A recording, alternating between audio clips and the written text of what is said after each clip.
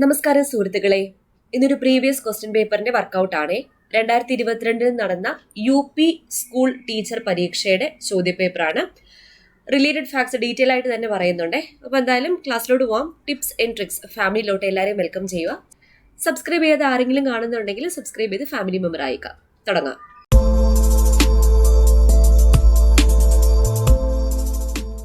21 വരെയുള്ള ചോദ്യം ഞാൻ ഓൾറെഡി ഡിസ്കസ് ചെയ്ത് കഴിഞ്ഞു. 22ാമത്തെ ചോദ്യമാണ്. ആദ്യ ബഹിരാകാശ സഞ്ചാരിയായ യൂറി ഗഗാറിനെ ബഹിരാകാശത്തെത്തിച്ച ബഹിരാകാശ പേടകമാണ് ഏതാ? വോസ്റ്റോക്ക് 1. വോസ്റ്റോക്ക് 1 ആദ്യ ബഹിരാകാശ സഞ്ചാരിയായ യൂറി ഗഗാറിനെ ബഹിരാകാശത്ത് എത്തിച്ച പേടകം. വോസ്റ്റോക്ക് 1. യൂറി ഗഗാറിൻ ബഹിരാകാശത്തെത്തിയ തീയതി എന്ന 1961 ഏപ്രിൽ 12. 1961 ഏപ്രിൽ 12 യൂറി ഗഗാറിൻ ബഹിരാകാശത്ത് എത്തിയത്. ആദ്യ വനിതാ ബഹിരാകാശ സഞ്ചാരി ആരാ? വാലന്റീന തെരഷ്കോവയാണ് ആദ്യ വനിതാ ബഹിരാകാശ സഞ്ചാരി. ഈ വാലന്റീന തെരഷ്കോവയെ ബഹിരാകാശത്ത് എത്തിച്ച പേടകം ഏതാ? വോസ്റ്റോക്ക് 6 ആണ്. വോസ്റ്റോക്ക് 6 ആദ്യ വനിതാ ബഹിരാകാശ സഞ്ചാരിയായ വാലന്റീന തെരഷ്കോവയെ ബഹിരാകാശത്ത് എത്തിച്ച പേടകം വോസ്റ്റോക്ക് 6. വർഷം 1963 ജൂൺ മാസം 19. 1963 ജൂൺ 19 വാലന്റീന തെരഷ്കോവ ബഹിരാകാശത്ത് എത്തിയത്.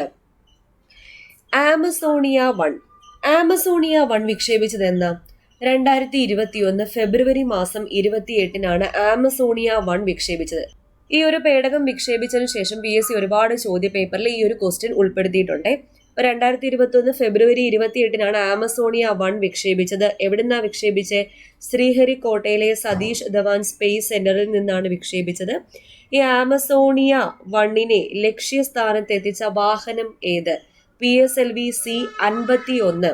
PSLV C-51 ആമസോണിയ 1 ലക്ഷ്യസ്ഥാനത്ത് എത്തിച്ച വാഹനം.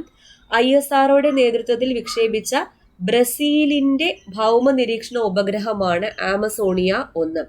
ബ്രസീലിന്റെ ഭൗമ നിരീക്ഷണ ഉപഗ്രഹമാണ് ആമസോണിയ 1. കൂടാതെ ഈ PSLV C-51 അല്ലെങ്കിൽ ആമസോണിയ 1 ലക്ഷ്യസ്ഥാനത്ത് എത്തിച്ചില്ലായിരുന്നോ? അത് PSLVയുടെ 53ാമത്തെ ദൗത്യമാണ്. 53ാമത്തെ ദൗത്യം. ഈ ദൗത്യത്തിന് ഒരുപാട് പ്രത്യേകതകളുണ്ട്. 2021 ISROയുടെ ആദ്യത്തെ ദൗത്യം. 2021 ISROയുടെ ആദ്യത്തെ ദൗത്യമാണ് ആമസോണിയ 1. ഇതിന്റെ ലക്ഷ്യം എന്തായിരുന്നു? ഇങ്ങനെ ഒരു പേടകം വിക്ഷേപിക്കാനുള്ള ലക്ഷ്യം എന്താ? ആമസോൺ കാടുകളിലെ വനനശീകരണം കണ്ടുപിടിക്കലാണ് ആമസോണിയ 1 പ്രധാനപ്പെട്ട ദൗത്യം. കടലിൽ നീന്തുന്നത് പുഴയിൽ നീന്തുന്നതിനേക്കാൾ എളുപ്പമാണ്. കാരണം എന്താ? കടൽ വെള്ളത്തിന്റെ സാന്ദ്രത പുഴയിലെ വെള്ളത്തേക്കാൾ കൂടുതലായതുകൊണ്ട് എന്തു പറ്റും? കടലിൽ നീന്തുന്നത് പുഴയിൽ നീന്തുന്നതിനേക്കാൾ എളുപ്പമാണ്. ഡെൻസിറ്റി ആണ് ഇവിടുത്തെ ഫാക്ടർ. ഉപ്പിന് സാധാരണ ഡെൻസിറ്റി കൂടുതലാണ്, അല്ലെങ്കിൽ ഉപ്പുവെള്ളത്തിന് ഡെൻസിറ്റി കൂടുതലാണ്. നമ്മൾ പണ്ട് സ്കൂളിൽ പഠിക്കുമ്പോഴത്തേക്കും ഒരു പരീക്ഷണം ചെയ്തത് ഓർക്കുന്നുണ്ടോ? കോഴിമുട്ട എടുത്തിട്ട് ആദ്യം വെള്ളത്തിലിടുമ്പോഴത്തേക്കും താന്നു പോവും, ഉപ്പിലിടുമ്പോഴത്തേക്കും പൊങ്ങിക്കിടക്കും. അതിന് കാരണം എന്താ? ഉപ്പുവെള്ളത്തിന്റെ സാന്ദ്രത നോർമൽ വാട്ടറിനേക്കാളും കൂടുതലായതുകൊണ്ടാണ് മുട്ട ഉപ്പുവെള്ളത്തിൽ പൊങ്ങിക്കിടക്കുന്നത്. അതുപോലെ തന്നെയാണ് കടലിൽ നീന്തുന്നത് പുഴയിൽ നീന്തുന്നതിനേക്കാൾ എളുപ്പമാണ്. അതിനുള്ള കാരണം എന്തുവാ? കടൽ വെള്ളത്തിന്റെ സാന്ദ്രത പുഴയിലെ വെള്ളത്തേക്കാൾ കൂടുതലായതുകൊണ്ട്. ഇനി വസ്തുവിന്റെ സാന്ദ്രതയും ജലത്തിന്റെ സാന്ദ്രതയും ബന്ധിപ്പിക്കുന്ന ആനുപാതിക സംഖ്യയെ വിളിക്കുന്ന പേരാണ് ആപേക്ഷിക സാന്ദ്രത. റിലേറ്റീവ് ഡെൻസിറ്റി എന്ന് പറയും. റിലേറ്റീവ് ഡെൻസിറ്റി എന്ന് വെച്ചാൽ വസ്തുവിന്റെ സാന്ദ്രതയും ജലത്തിന്റെ സാന്ദ്രതയും ബന്ധിപ്പിക്കുന്ന അനുപാത സംഖ്യയാണ് ആപേക്ഷിക സാന്ദ്രത. അപ്പൊ ആപേക്ഷിക സാന്ദ്രത എങ്ങനെയാണ് കണ്ടുപിടിക്കുന്നത്? വസ്തുവിന്റെ സാന്ദ്രത ഡിവൈഡഡ് ബൈ ജലത്തിന്റെ സാന്ദ്രത. വസ്തുവിന്റെ സാന്ദ്രത ഡിവൈഡഡ് ബൈ ജലത്തിന്റെ സാന്ദ്രത ചെയ്താൽ മതി. ഇതിന് യൂണിറ്റ് ഉണ്ടോ? രണ്ട് സാന്ദ്രത ആയതുകൊണ്ട് ക്യാൻസൽ ആയി പോകും. അപ്പൊ ഈ അനുപാത സംഖ്യ ആയതുകൊണ്ട് ആപേക്ഷിക സാന്ദ്രതയ്ക്ക് യൂണിറ്റ് ഇല്ല.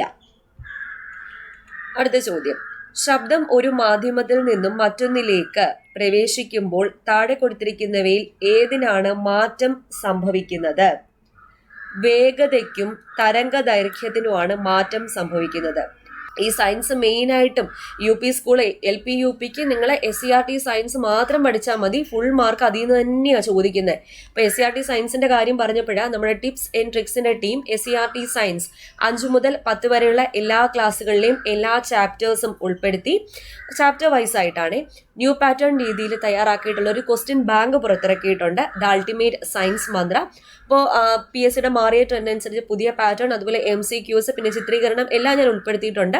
പിന്നെ മെയിനായിട്ടുള്ള കാര്യം നമ്മുടെ സമഗ്ര ക്വസ്റ്റ്യൻ പൂളിലെ SCRTയുടെ ക്വസ്റ്റ്യൻസ് കൊടുത്തേക്കുന്ന സമഗ്ര ക്വസ്റ്റ്യൻ പൂളിലെ ക്വസ്റ്റ്യൻസും കൂടി ഇതിനകത്ത് ഉൾപ്പെടുത്തിയാണ് തയ്യാറാക്കിയിരിക്കുന്നത്. അപ്പോൾ പുസ്തകം വാങ്ങാൻ താല്പര്യമുള്ള ആൾക്കാരുണ്ടെങ്കിൽ ഞാൻ സ്ക്രീനിൽ ഒരു നമ്പർ കൊടുത്തേക്കാം, അതിൽ നിങ്ങൾ സയൻസ് എന്ന് വാട്സാപ്പ് ചെയ്താൽ മതി, ഞങ്ങൾ ഡയറക്റ്റ് ആയിട്ട് ബുക്ക് അയച്ചു തരുന്നതായിരിക്കും. ഓക്കെ. ശബ്ദം ഒരു മീഡിയത്തിൽ നിന്നും മറ്റൊന്നിലേക്ക് പ്രവേശിക്കുമ്പോൾ വേഗതയ്ക്കും തരംഗദൈർഘ്യത്തിനും മാറ്റം സംഭവിക്കുന്നു. തരംഗദൈർഘ്യം, വേവ് ലെങ്ത് എന്ന് വെച്ചാൽ എന്തുവാ? മാധ്യമത്തിലെ കണിക ഒരു കമ്പനം പൂർത്തീകരിച്ച സമയം കൊണ്ട് തരംഗം സഞ്ചരിക്കുന്ന ദൂരമാണ് തരംഗദൈർഘ്യം, വേവ് ലെങ്ത്. അപ്പൊ മാധ്യമത്തിലെ കണിക ഒരു കമ്പനം പൂർത്തീകരിച്ച സമയം കൊണ്ട് തരംഗം സഞ്ചരിക്കുന്ന ദൂരമാണ് തരംഗദൈർഘ്യം. കമ്പനം എന്ന് വെച്ചാൽ വൈബ്രേഷൻ ആണ്, ശബ്ദമുണ്ടാകാൻ കാരണമാണ് എന്ത്? കമ്പനം. ഇനി ആവൃത്തി എന്ന് വെച്ചാൽ എന്തുവാ? ഫ്രീക്വൻസി. ആവൃത്തിയുടെ യൂണിറ്റ് ഹെർട്സ്. ഒരു സെക്കൻഡിൽ ഉണ്ടാകുന്ന കമ്പനങ്ങളുടെ എണ്ണം, number of vibrations per second is known as ആവൃത്തി അല്ലെങ്കിൽ ഫ്രീക്വൻസി. ഇനി പ്രകാശം എന്ന് പറയുന്നത് അനുപ്രസ്ഥ തരംഗമാണോ അനുദൈർഘ്യ തരംഗമാണോ? പ്രകാശം അനുപ്രസ്ഥ തരംഗമാണ്. അപ്പൊ ശബ്ദം എന്ന് പറയുന്നത് അനുദൈർഘ്യ തരംഗമാണ്. അപ്പൊ അനുദൈർഘ്യ തരംഗത്തിന് ഉദാഹരണമാണ് ശബ്ദം. ഓക്കെ. അടുത്ത ചോദ്യം, ഒന്നിലധികം സെല്ലുകൾ ശ്രേണി രീതി, ശ്രേണി എന്ന് വെച്ചാൽ ഇങ്ങനെ സീരീസ് ആയിട്ട് കണക്ട് ചെയ്താൽ, ഇവിടെ സെല്ലാണ് പറഞ്ഞേക്കുന്നത്, ഒന്നിൽ അധികം സെല്ലുകൾ ഇങ്ങനെ സീരീസ് ആയിട്ട് കണക്ട് ചെയ്താൽ താഴെ കൊടുത്ത പ്രസ്താവനകളിൽ നിന്നും ശരിയായത് തിരഞ്ഞെടുക്കുക. ഇവിടെ ശരിയായിട്ടുള്ളത് 1ഉം 2ഉം. ഓരോ സെല്ലിലൂടെയും കടന്നു പോകുന്ന കറണ്ട് തുല്യമാണ്.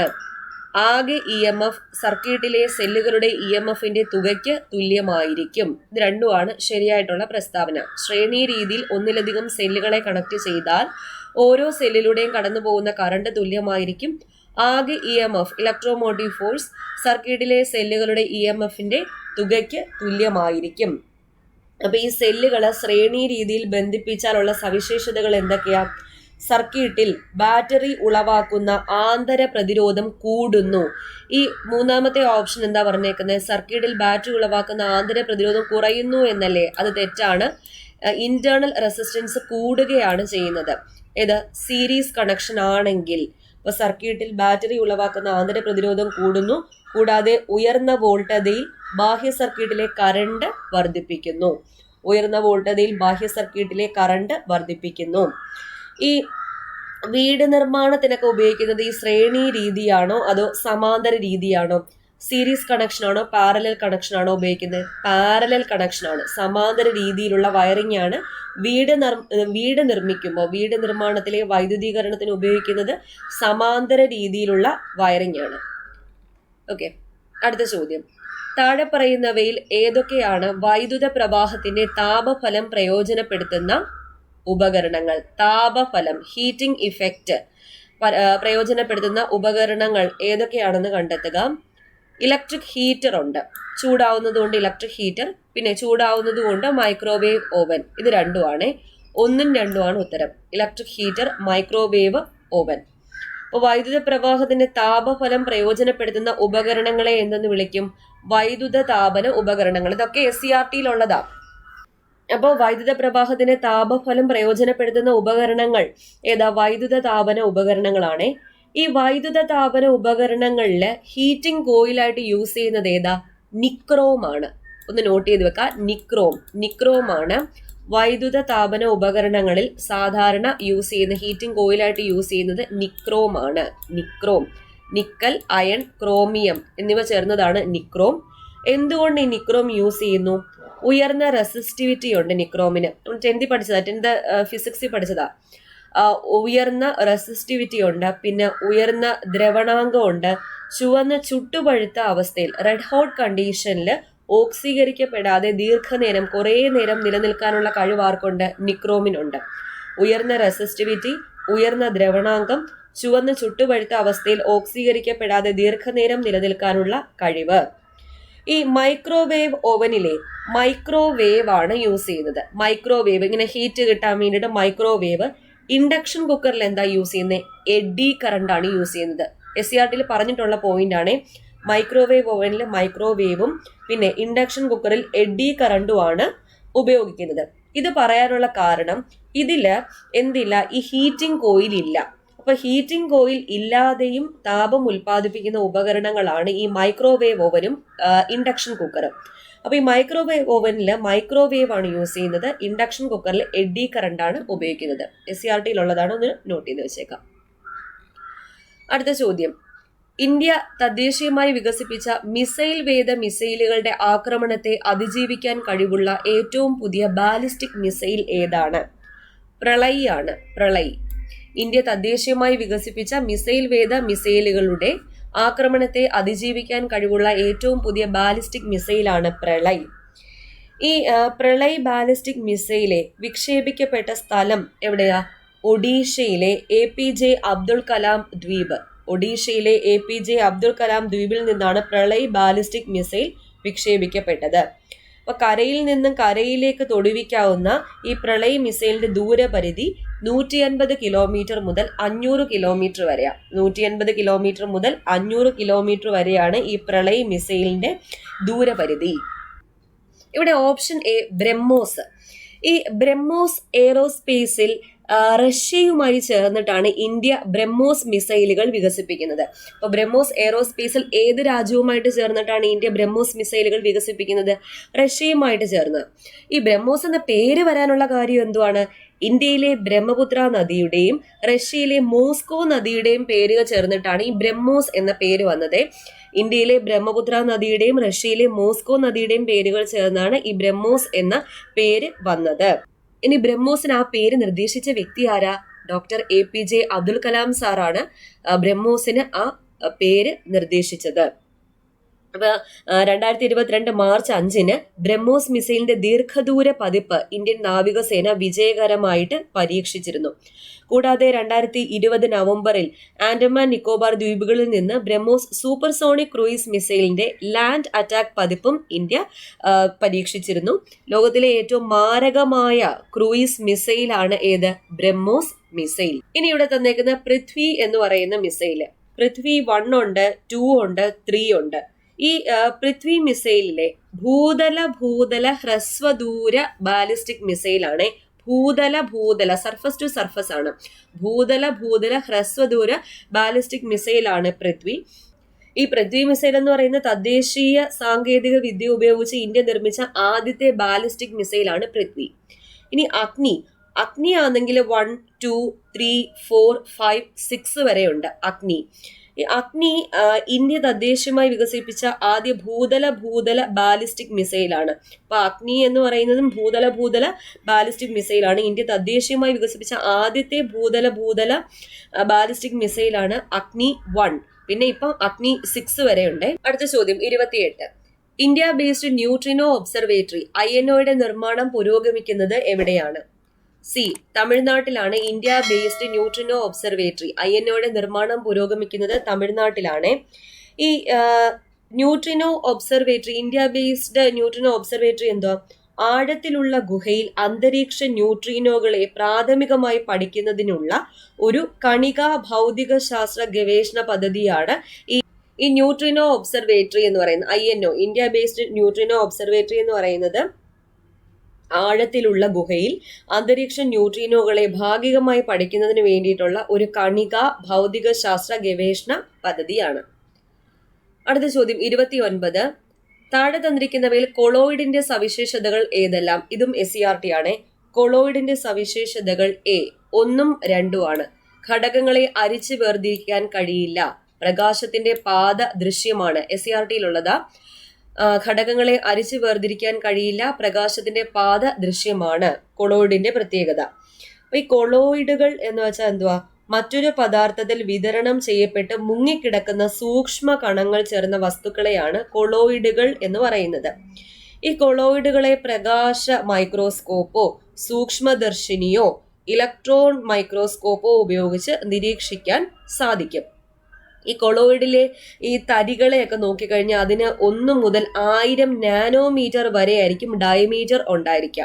അപ്പൊ ഇവയെ നോക്കാൻ വേണ്ടി പ്രകാശ മൈക്രോസ്കോപ്പോ അല്ലെങ്കിൽ സൂക്ഷ്മദർശിനിയോ ഇലക്ട്രോൺ മൈക്രോസ്കോപ്പോ ഒക്കെ ഉപയോഗിച്ച് നിരീക്ഷിക്കാൻ വേണ്ടി പറ്റും. അടുത്ത ചോദ്യം, ഏതാനും ആസിഡുകളുടെ അയോണീകരണ സമവാക്യങ്ങളാണ് താഴെ കൊടുത്തിരിക്കുന്നത്. ഇവയിൽ ശരിയായവ ഏതെല്ലാമാണ്? ഇവയിൽ ശരിയായിട്ടുള്ളത് സി ആണ്. എല്ലാം ശരിയാണ്. HCl എന്ന് പറഞ്ഞാൽ അതിൽ H+ഉം Cl- ആണ് ഉള്ളത്. H+ അയോണും Cl- അയോണും ആണുള്ളത്. H2CO3 2H+ഉം CO3 2- ആണുള്ളത്. H2SO4 സൾഫ്യൂരിക് ആസിഡിൽ H++ HSO4- ആണുള്ളത്. H3PO4 ഫോസ്ഫോറിക് ആസിഡിലുള്ളത് 3H++ PO4 3- ആണ് ഉള്ളത്. ഇനി ആസിഡിന്റെ ബേസികത എന്ന് വെച്ചാൽ എന്താ? ആസിഡിന്റെ ബേസികത എന്ന് വെച്ചാൽ ഇപ്പൊ നമ്മൾ ഈ ഒരു ആസിഡ് എടുത്ത H3PO4 എടുക്കുവാണേ, ഇതില് ആദേശം ചെയ്യാൻ കഴിയുന്ന, മാറ്റാൻ കഴിയുന്ന ഹൈഡ്രജന്റെ എണ്ണം എത്രയാണ്? 3 ആണ്. 3H+നെയാണ്. 3H+ ആണ് ഈ H3PO4 മാറ്റാൻ കഴിയുന്നത്. അപ്പൊ ഇത് ഒരു ട്രൈ ബേസിക് ആസിഡ് ആണെന്ന് പറയാം. 3H+ മാറുന്നത് കൊണ്ട് ഇതൊരു ട്രൈ ബേസിക് ആസിഡ് ആണ്. അപ്പോൾ ഒരു ആസിഡ് തന്മാത്രയ്ക്ക് പ്രദാനം ചെയ്യാൻ കഴിയുന്ന ഹൈഡ്രജൻ അയോണുകളുടെ എണ്ണത്തെയാണ് ബേസികത എന്ന് പറയുന്നത്. അപ്പോൾ ഈ HCl എന്ന് പറയുന്നത് എന്താണ്? ഒരു H+ അല്ലേ ഉള്ളൂ. അപ്പൊ ഇത് എന്താണ്? ഏക ബേസിക ആസിഡ് ആണ്. മോണോ ബേസിക് ആസിഡ് ആണ്. ഇതോ H2CO3 എന്ന് പറയുന്നതോ ഡൈബേസിക് ആണ്, ദ്വിബേസിക. അപ്പൊ ദ്വിബേസിക ആസിഡിന് ഉദാഹരണമാണ് H2CO3 gives 2H+ CO3 2-. അപ്പൊ H2SO4 ഒരു H+ അല്ലേ ഉള്ളൂ. ഇതും എന്താണ്? മോണോ ബേസിക് ആണ്, ഏക ബേസിക ആസിഡ് ആണ്. അപ്പൊ ഒരു ആസിഡിന്റെ ബേസികത 1 ആണെങ്കിൽ ഏക ബേസിക ആസിഡ്, പിന്നെ 2 ആണെങ്കിൽ ദ്വിബേസിക ആസിഡ്, 3 ആണെങ്കിൽ ത്രിബേസിക ആസിഡ് എന്നാണ് അറിയപ്പെടുന്നത്. അപ്പൊ ഇവിടെ ഏക ബേസിക ആസിഡ് ഏതൊക്കെയാ? HCl-ഉം H2SO4-ഉം. ദ്വിബേസിക ആസിഡ് ഏതൊക്കെയാ? H2CO3. പിന്നെ ത്രിബേസിക ആസിഡ് ഏതൊക്കെയാണ്? H3PO4 ആണ് ത്രിബേസിക ആസിഡ്. അപ്പൊ ആസിഡുകൾ പ്രവർത്തനശേഷി കൂടിയ ലോഹങ്ങളുമായി പ്രവർത്തിക്കുമ്പോൾ ഹൈഡ്രജൻ വാതകമാണ് ഉണ്ടാകുന്നത്. എപ്പോഴും ചോദിക്കാറുള്ളതാ. ഇപ്പം സിങ്ക് ഹൈഡ്രോക്ലോറിക് ആസിഡുമായിട്ട് കമ്പൈൻ ചെയ്യുമ്പോൾ ഉണ്ടാകുന്ന വാതകം ഏതാണ്? ഹൈഡ്രജൻ ആണ്. H2+ZnCl2 ആണ് ഉണ്ടാവുന്നത്. H2+ZnCl2 ആണ് ഉണ്ടാവുന്നത്. ബാലൻസ് ചെയ്യുമ്പോൾ Zn+2HCl gives H2+ZnCl2. ഓക്കെ, അപ്പൊ ഇത്രയും ചോദ്യങ്ങളാണ് ഇന്ന് ഡിസ്കസ് ചെയ്തത്. എല്ലാവർക്കും ഉപകാരപ്പെട്ടു എന്ന് വിശ്വസിക്കുകയാണ്. വീഡിയോ ഇഷ്ടപ്പെട്ടാൽ ലൈക്ക് ചെയ്യാൻ മറക്കരുതേ. വീണ്ടും കാണാം. Thank you.